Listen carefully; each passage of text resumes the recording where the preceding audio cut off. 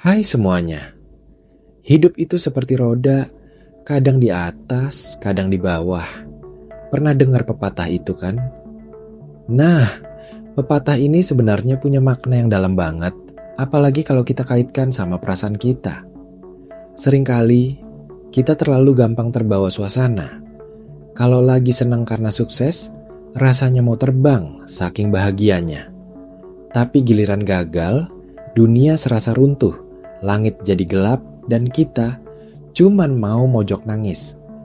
Padahal, baik kebahagiaan yang meluap-luap maupun kesedihan yang mendalam itu, kalau berlebihan, bisa jadi nggak sehat buat kita. Keseimbangan emosi itu penting banget, biar kita tetap waras dan bisa terus maju, apapun yang terjadi. Coba deh kita kupas lebih dalam kenapa sih kita nggak boleh terlalu senang saat sukses dan juga nggak boleh terlalu sedih saat gagal. Mari kita mulai dari yang pertama. Kenapa nggak boleh terlalu senang saat sukses? Bayangkan, kamu sudah berusaha keras, begadang, jungkir balik, dan akhirnya, boom, kamu berhasil mencapai apa yang kamu inginkan. Proyekmu sukses besar, nilaimu sempurna, atau bisnismu untung gede.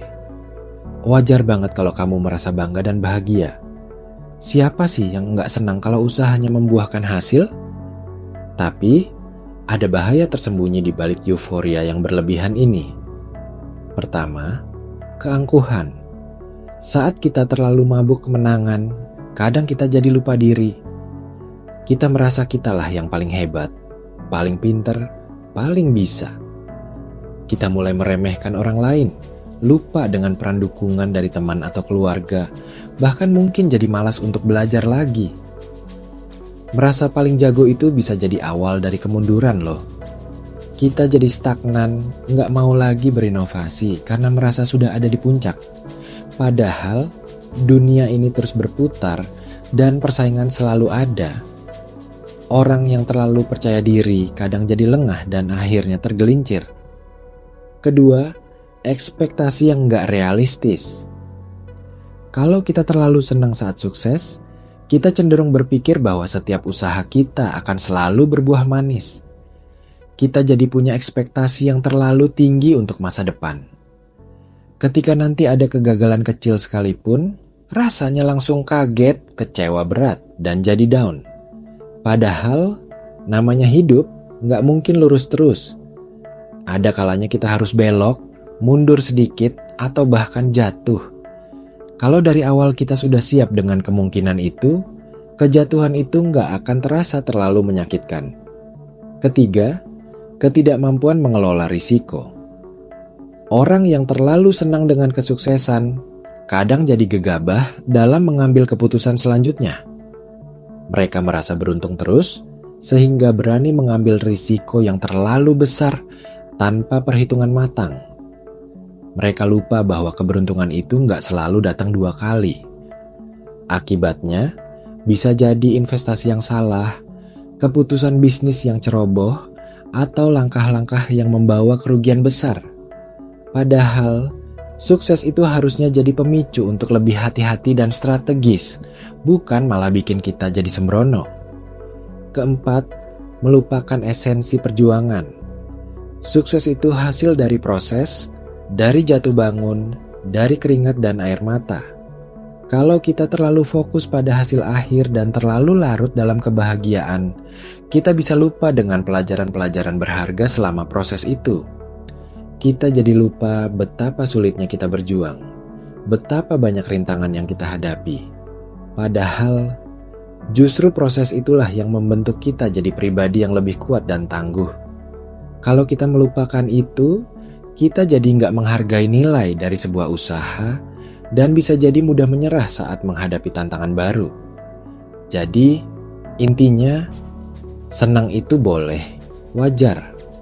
Tapi jangan sampai kesenangan itu membutakan mata kita, membuat kita jadi lupa diri, dan akhirnya menjerumuskan kita pada kegagalan yang lebih besar di kemudian hari. Justru saat sukses, itu adalah momen yang tepat untuk bersyukur, mengevaluasi dan merencanakan langkah selanjutnya dengan lebih matang dan rendah hati. Nah, Sekarang mari kita bahas sisi sebaliknya. Kenapa nggak boleh terlalu sedih saat gagal? Ini mungkin yang lebih sering kita alami ya. Siapa sih yang nggak sedih kalau gagal? Rasanya hancur, kecewa, malu, bahkan mungkin merasa tidak berharga. Usaha sudah maksimal, tapi hasilnya nihil. Proposal ditolak, ujian nggak lulus, atau gebetan malah jadian sama temen. Aduh, rasanya pengen nangis guling-guling. Tapi, kesedihan yang berlarut-larut itu punya dampak yang jauh lebih merusak daripada yang kita bayangkan. Pertama, motivasi jadi hilang. Saat kita terlalu lama terlarut dalam kesedihan, energi kita terkuras habis. Kita jadi malas untuk mencoba lagi, malas untuk bangkit, bahkan malas untuk sekadar berpikir positif. Rasanya semua usaha itu percuma, dan kita jadi putus asa. Padahal, kegagalan itu seharusnya jadi cambuk, jadi pemicu untuk mencari cara yang lebih baik, bukan malah bikin kita jadi lumpuh. Kedua, pandangan jadi negatif. Orang yang terlalu sedih cenderung melihat segala sesuatu dari sisi negatif. Mereka jadi mudah menyalahkan diri sendiri, menyalahkan keadaan, atau bahkan menyalahkan orang lain. Mereka melihat dunia ini sebagai tempat yang kejam, dan hidup mereka penuh dengan kemalangan. Pandangan negatif ini bisa mempengaruhi semua aspek kehidupan, mulai dari hubungan sosial, kesehatan mental, sampai performa kerja. Sulit loh untuk berprestasi kalau pikiran kita selalu diselimuti awan kelabu.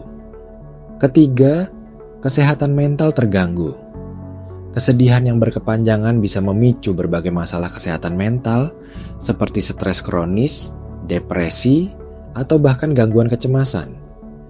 Kita jadi susah tidur, selera makan berkurang, dan energi selalu rendah. Ini bukan cuma berdampak pada pikiran, tapi juga pada fisik kita.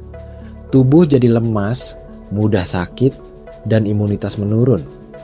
Tentu kita nggak mau kan, gara-gara kegagalan jadi sakit-sakitan. Keempat, kesempatan jadi tertutup. Saat kita terlalu fokus pada kegagalan masa lalu, kita jadi nggak melihat peluang-peluang baru yang ada di depan mata. Kita terlalu sibuk meratapi nasib, sehingga nggak menyadari bahwa di balik kegagalan itu, ada pintu lain yang terbuka. Padahal, seringkali kegagalan itu adalah cara alam semesta menunjukkan jalan lain yang mungkin lebih baik untuk kita. Kalau kita cuma diam meratapi, kita akan melewatkan kesempatan emas itu. Kelima, menghambat pertumbuhan diri. Kegagalan itu adalah guru terbaik. Dari kegagalan, kita belajar apa yang salah, apa yang perlu diperbaiki, dan bagaimana cara jadi lebih baik. Kalau kita terlalu sedih dan nggak mau menerima kegagalan itu sebagai pelajaran, kita jadi nggak akan pernah berkembang. Kita akan terjebak dalam lingkaran yang sama, mengulangi kesalahan yang sama, karena kita nggak mau mengevaluasi diri. Ibaratnya, kita nggak mau keluar dari zona nyaman kegagalan itu. Jadi, sedih itu manusiawi kok. Wajar banget, tapi jangan biarkan kesedihan itu menguasai kita, membekukan langkah kita, dan menghalangi kita untuk melihat masa depan. Justru saat gagal, itu adalah momen yang tepat untuk merenung, mengambil pelajaran, dan bangkit dengan strategi baru. Ingat, setiap kegagalan membawa pelajaran yang tak ternilai harganya. Lalu, bagaimana caranya kita bisa menyeimbangkan emosi ini? Kuncinya adalah kesadaran diri dan penerimaan. Sadari bahwa hidup ini memang naik turun. Tidak ada yang abadi, baik kebahagiaan maupun kesedihan. Ketika sukses, nikmati momen itu, syukuri, tapi jangan lupa untuk tetap rendah hati dan mawas diri. Ingat bahwa sukses itu bukan akhir dari segalanya, melainkan awal dari tantangan baru. Gunakan kesuksesan itu sebagai motivasi untuk terus belajar dan berkembang, bukan untuk berpuas diri. Evaluasi apa yang membuatmu sukses, dan coba terapkan pola itu lagi di kesempatan lain. Jangan berhenti berinovasi dan mencari tahu hal baru. Ketika gagal, rasakan kesedihan itu, beri ruang untuk dirimu bersedih, tapi jangan terlalu lama. Ingatlah bahwa kegagalan itu bukan akhir dari dunia, melainkan bagian dari perjalanan. Anggaplah kegagalan itu sebagai masukan, sebagai umpan balik untuk memperbaiki diri. Tanyakan pada diri sendiri, apa yang bisa saya pelajari dari ini? Apa yang perlu saya ubah? Setelah itu, lepaskan kesedihan itu dan fokuslah untuk bangkit. Carilah dukungan dari orang-orang terdekat, mereka yang bisa memberimu semangat dan perspektif baru. Jangan takut untuk meminta bantuan dan jangan malu untuk mengakui bahwa kamu sedang berjuang. Penting juga untuk bersyukur dalam setiap kondisi. Saat sukses, bersyukurlah atas pencapaianmu dan semua dukungan yang kamu terima. Saat gagal, bersyukurlah atas pelajaran yang kamu dapatkan dan atas fakta bahwa kamu punya kesempatan untuk mencoba lagi.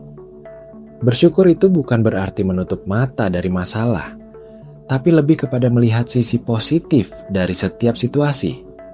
Selain itu, fokus pada proses, bukan hanya hasil. Ketika kita terlalu terpaku pada hasil akhir, emosi kita jadi mudah terombang-ambing. Kalau hasilnya bagus, kita senang. Kalau jelek, kita sedih. Tapi kalau kita fokus pada proses, pada setiap langkah yang kita ambil, pada setiap usaha yang kita curahkan, maka kita akan lebih stabil secara emosi. Kita akan menghargai setiap perjuangan dan itu akan membuat kita lebih resilient. Terakhir, jangan membandingkan diri dengan orang lain.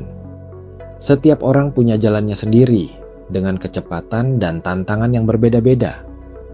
Membandingkan diri dengan kesuksesan orang lain hanya akan membuat kita merasa kurang, dan melihat kegagalan orang lain justru kadang membuat kita merasa lebih baik secara tidak sehat.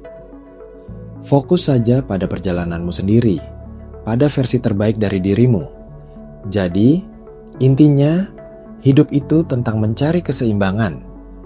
Jangan biarkan pendulum emosi kita berayun terlalu jauh ke salah satu sisi. Terlalu senang itu bisa membuat kita lupa diri. Terlalu sedih bisa membuat kita putus asa. Jadilah pribadi yang stabil, yang bisa menerima setiap kondisi dengan lapang dada. Sukses itu bukan akhir, dan gagal itu bukan kiamat. Keduanya adalah bagian dari sebuah perjalanan panjang yang disebut kehidupan.